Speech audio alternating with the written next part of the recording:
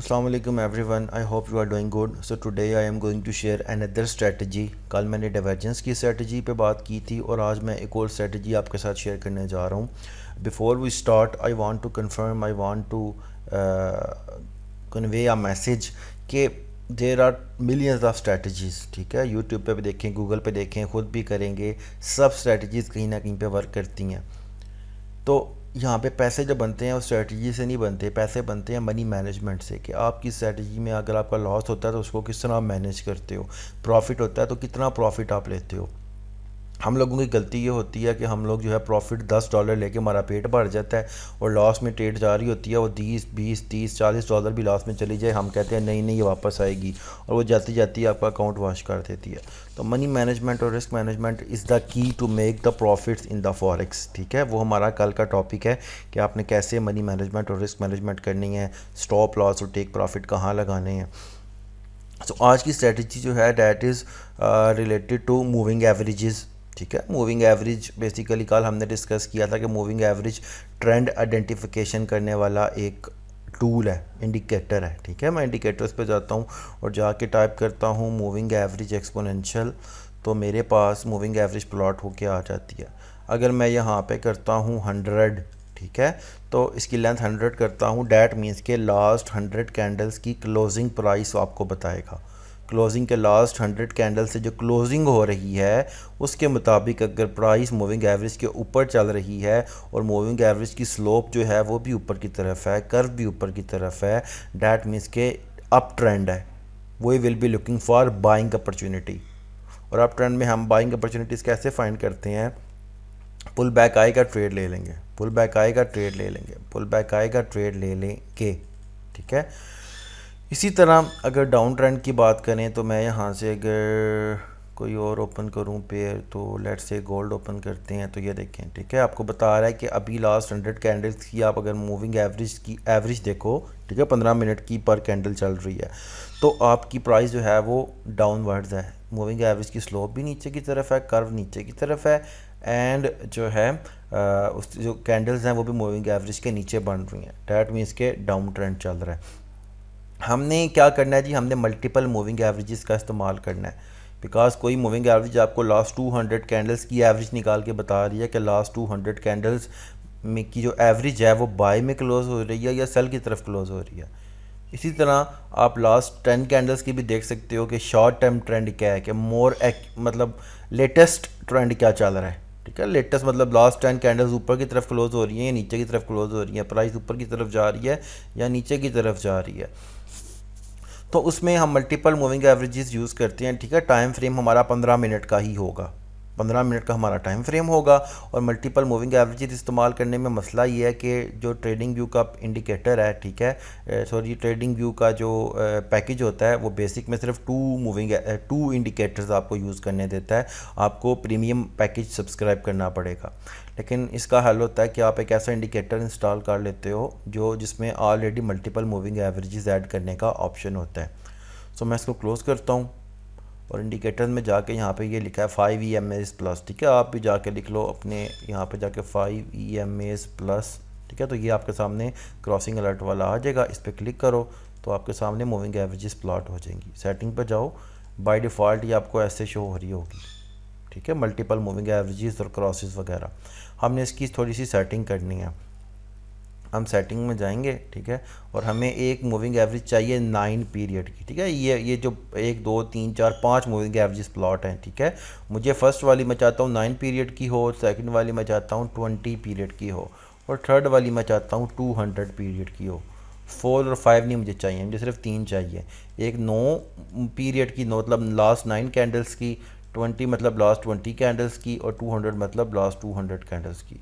और स्टाइल पे जाके मैं 1 2 3 जो है मेरी, इसको मैं ऑन रहने देता हूँ. ठीक है, बाकी सारी मैं ऑफ़ कर देता हूँ. ये आपके सामने आ गई. ठीक है, मैं कलर चेंज करना चाहता हूँ. अगर लेट से मैं 1 जो है 9 वाली इसको ब्लैक कर देता हूँ, इसको ब्लू कर देता हूँ, और 200 वाली को रेड कर देता हूँ. ठीक है, 1 2 3 सीक्वेंस जो है था. तो इसको थोड़ा मैं थिक करना चाहूँ तो मैं थिक भी कर सकता हूँ, आपकी मर्ज़ी है. ओके, ये आपकी मूविंग एवरेजेस प्लॉट हो गई हैं. ठीक है, अब कंडीशन आपने क्या देखनी है, सबसे पहले कंडीशन आपने देखनी है, लेट से मैं यूरो AUD पे आता हूँ, आपने 1 आवर पे देख लेना है 1 आवर पे क्या ट्रेंड चल रहा है। ठीक है, 1 आवर पे ट्रेंड कैसे पता चलेगा, ट्रेंड देखने के लिए कंडीशन है कि 1 आवर पे आपने आना है। ठीक है, 1 आवर पे क्या सिचुएशन चल रही हो, 1 आवर पे ये सिचुएशन चल रही हो कि price must be above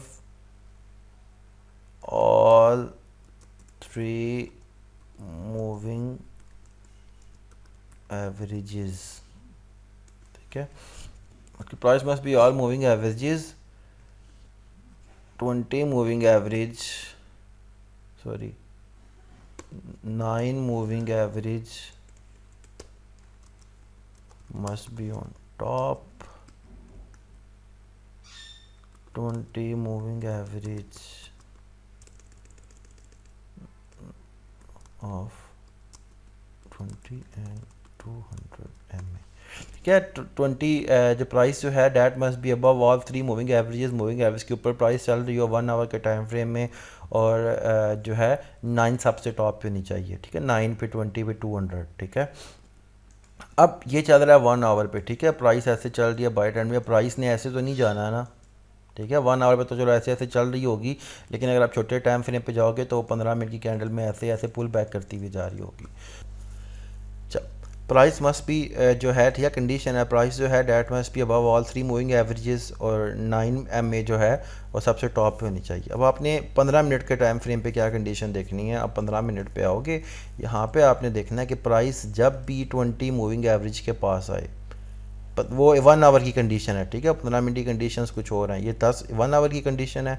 15 minute पे आपने देखना है प्राइस जब भी मूविंग 200 मूविंग एवरेज के पास आए और क्रॉस ओवर दे दे, पास आनी चाहिए, यहाँ से ऊपर से मुझे क्रॉस ओवर नहीं लेना है, यहाँ से सबसे बेस्ट कंडीशन होती है कि या तो वो टच करे तो 200 के मूविंग एवरेज को, या फिर थोड़ा सा नीचे जाके थोड़ी सी नीचे भी चली जाए, लेकिन नीचे ऐसे कि नीचे गई है, चलो यहाँ पे कैंडल्स बना रही है, और फिर यहाँ पे आपको एक क्रॉस नज़र आएगा और आप ट्रेड ले लोगे। ये नहीं कि नीचे जाके ऐसे या नीचे यहाँ तक आ गया है और आप यहाँ पे क्रॉस ओवर का वेट कर रहे हो। ठीक है, close to the 200 moving average.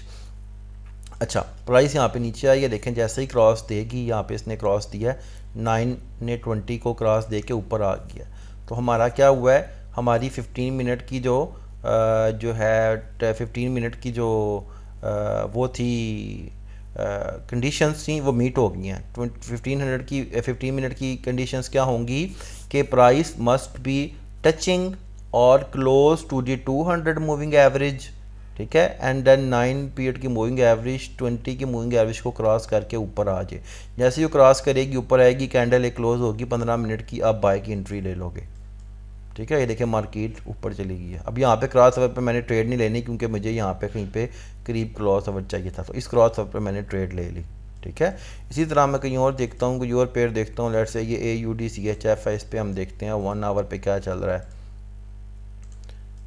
ये 1 आवर पे आप देखो तो प्राइस जो है यहाँ पे, ठीक है, प्राइस इस लेवल पे जो है ये हमारी कंडीशन मीट हो रही है कि प्राइस सेल की कंडीशन में क्या है कि price must be below all 3 moving averages. ठीक है, उसमें ऊपर होनी चाहिए थी सेल की कंडीशन में बिलो, एंड 9 जो है वो सबसे नीचे होनी चाहिए, 20 उससे ऊपर और 200 उससे ऊपर। ठीक है, अपोजिट टू द बाय। अब वो इस जगह से देखें आप, हमारी कंडीशन मीट हुई है। ठीक है, कंडीशन मीट हुई भी है, हमने आ जाना है 15 मिनट पे और वेट करना है कि कब हमारे वाला सिनेरियो बनता है। तो हमारे वाला सिनेरियो नहीं बना, यहाँ से प्राइस आई है, इसकी कार 200 मूविंग एवरेज के दूर से ही क्रॉस करके चली गई है, तो मैं ट्रेड नहीं लूँगा, मुझे वेट करना है कि यहाँ पे आके मुझे क्रॉस मिले। ठीक है, दोबारा 1 आवर पे चलते हैं, किसी और पेयर पे जाके देखते हैं कि ये यहाँ पे हमारी कंडीशन मीट हो रही है यूरो JPY पे। ठीक है, यूरो JPY पे प्राइस जो है 200 मूविंग एवरेज के ऊपर है, 9 उसके ऊपर है और 20 उससे नीचे है। मैं यहाँ से लेट से इस जगह से अब देखता हूँ मुझे कितनी 15 मिनट पे इंट्रीज मिली हैं। ठीक है, चलते हैं आगे, चलते हैं, कहाँ पे था जी, 15 मिनट पे गए हैं, लाइन हम ये लें। ठीक है, प्राइस नीचे आई, ठीक है, थोड़ा सा नीचे आई, यहाँ से उसने क्रॉस दिया, यहाँ से आप ट्रेड ले सकते थे। ठीक है, जैसे ही ट्रेड क्लोज होगी आप ट्रेड ले सकते थे। प्राइस यहाँ से थोड़ी सी नीचे आई फिर ऊपर। ठीक है, ये देखें, फिर यहाँ से आई, फिर नीचे आई, और इस जगह पे आके इसने यहाँ पे आके एक और क्रॉस दिया।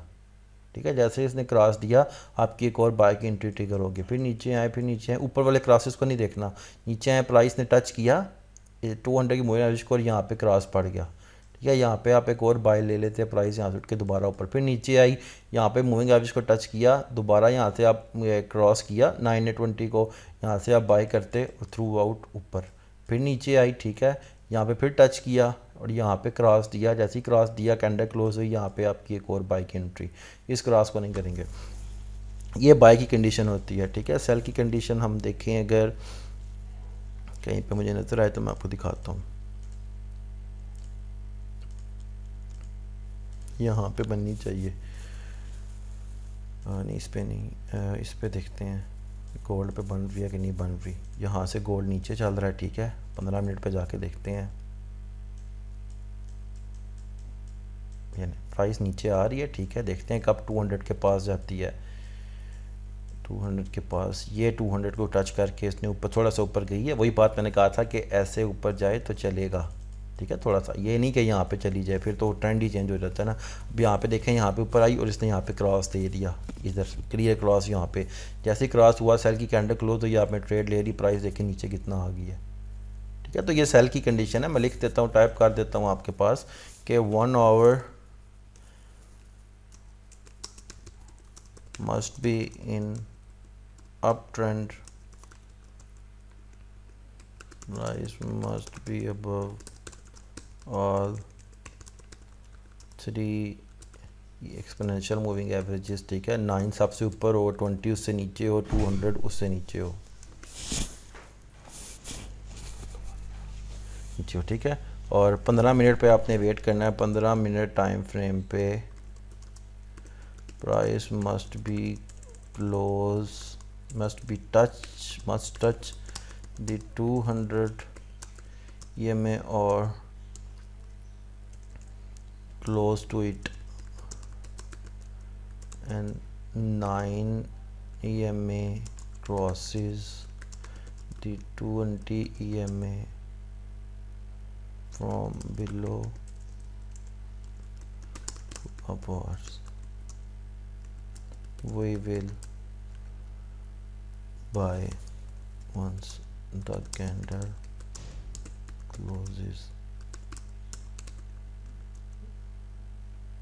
crossed, ठीक है। ये आपकी कंडीशन है कि इसी तरह सेल में बिलो वाला काम है, ठीक है, कि प्राइस में must be below all the 3 moving averages, ठीक है। 200 सबसे ऊपर होगी, 20 उससे नीचे होगी, 9 सबसे नीचे होगी, और 15 मिनट पे 200 को टच करे प्राइस, और जो है 9 जो है 20 को नीचे की तरफ क्रॉस करे, जैसे ये किया है इस कैंडल ने। यहाँ पे देखो आप, यहाँ पे क्रॉस पड़ा है, ठीक है। जैसे ही कैंडल क्लोज होगी ग्रीन रेड कैंडल आप सेल कर दोगे, ठीक है। ये ऊपर नीचे प्राइस थोड़ी बहुत होती रहती है, इसको हम स्टॉप लॉस और मनी मैनेजमेंट से कंट्रोल करते हैं। ये अगली क्लास का टॉपिक है। तो ये बेसिकली स्ट्रेटजी है, इसको देखना है। इसमें एक और चीज़ भी आप ऐड कर लो, ठीक है, एज अ इन्फ्लुएंस, कि आपने जो ट्रेडिंग करनी है ना, that must be trading times. अगर आप सुबह के टाइम उठते हो तो पाकिस्तान के टाइम के सुबह 6:30 से लेके 9:30, ठीक है, AM। सेकंड आपने करनी होती है पाकिस्तान के टाइम के 12 PM से लेके 4 PM। इसके बाद आपने करनी होती है 5:30 PM से लेके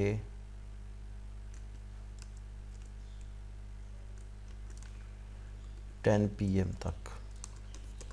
इन टाइम पे मार्केट में बेसिकली ये एशियन आवर्स होते हैं, एशियन बैंक्स वगैरह में ट्रेड करते हैं, जापान से रिलेटेड करेंसीज और ऑस्ट्रेलियन डॉलर, न्यूजीलैंड वगैरह के जो बिज़नेस आवर्स हैं वो इस टाइम में आते हैं। तो मार्केट में वॉलेटिलिटी होती है। इस टाइम में लंदन आवर ओपन हो जाते हैं, लंदन के लोग बिज़नेस वाले जो हैं ट्रेडिंग करते हैं, और इस टाइम पे अमेरिका और कनाडा वाले। तो मार्केट में वॉलेटिलिटी आती है, अदरवाइज़ मार्केट ऐसे चल रही होती है। आप देखो ये सुबह 4 बजे का टाइम है, 1 2 3 4 बजे आप देखो मार्केट कुछ नहीं चल रही।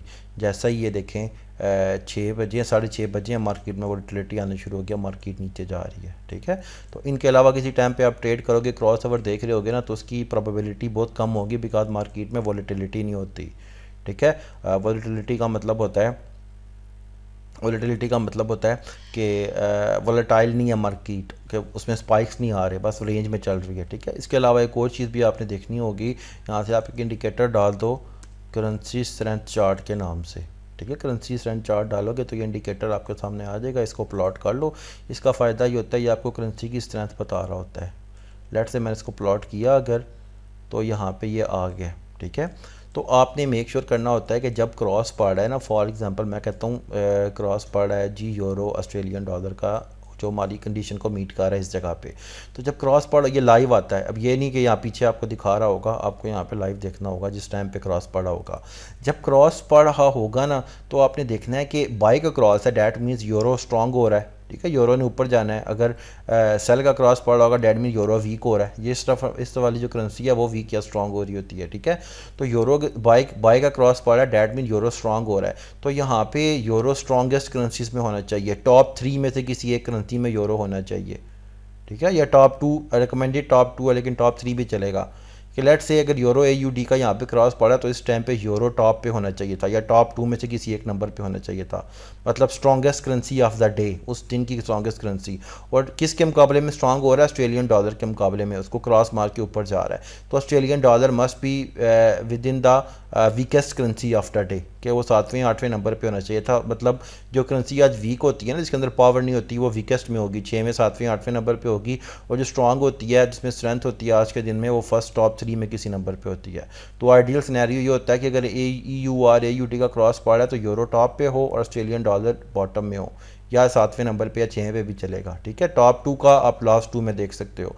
यूरो JPY मैं I will be ideal situation होगी, यूरो JPY का बाय का क्रॉस पड़े, यूरो ऑस्ट्रेलियन डॉलर का पड़े, या कैनेडियन ऑस्ट्रेलियन डॉलर का पड़े, या कैनेडियन JPY का पड़े, ठीक है। तो स्ट्रॉन्गेस्ट करेंसी और वीकेस्ट करेंसी ये होता है कि स्ट्रॉन्ग करेंसी अगर आज किया तो चांसेस ज़्यादा होते हैं कि क्रॉस ओवर जो है वो कामयाब हो जाएगा। अदरवाइज़ मैंने बताया कि हर सिस्टम में जो है लॉसेस भी होते हैं, आपकी अगेंस्ट भी जाती हैं ट्रेड, लेकिन आपकी जो विनिंग होती है वो मनी मैनेजमेंट से होती है, कितनी आपकी प्रॉफिट में जा रही हैं, कितनी लॉस में जा रही हैं। लेकिन ये इन्फ्लुएंस होते हैं कुछ जिसको आपने ऐड करना होता है, जो मैंने आपको बता दी हैं कि एक तो आपने क्रॉस ओवर देखना है, ठीक है, और दूसरा आपने टाइम मैंने बता दिया, उन टाइम पे आपने ट्रेडिंग करनी है। और तीसरा ये कि करेंसी की स्ट्रेंथ देख लेनी है कि बाय जा रहा है अगर यूरो AUD, तो euro must be strong, dollar must be weak. अगर सेल जा रहा है तो euro must be weak and dollar Australian dollar must be strong. तो that's what I wanted to share with you, ठीक है। स्ट्रेटजीज का सेक्शन हमारा कंप्लीट है। जिसको ये स्ट्रेटजी सूट करती है वो ये करे, जिसको डाइवर्जेंस करती है वो ये करे, लेकिन प्रैक्टिस मस्ट है। एक हफ्ता कम से कम डेमो पे प्रैक्टिस करें, और मनी मैनेजमेंट जो मैं आपको बताऊंगा उसको फॉलो करें। अगर आप उसको फॉलो करके कर सकते हैं देन ही आप रियल अकाउंट पर जाइएगा, अदरवाइज़ आप ना जाइएगा। मुझे भी खामखा का गुनाह होगा जी कि फालतू में लोगों के पैसे ज़ाय करवा दिए, ठीक है। तो अगर आप मनी मैनेजमेंट को कर सकते हो तो ही रियल अकाउंट पे जाइएगा, अदरवाइज़ आप छोड़ दीजिएगा। तो कल इंशाल्लाह हम मनी मैनेजमेंट रूल्स के बारे में डिस्कस करेंगे। अपना ख्याल रखिएगा। अल्लाह हाफिज़।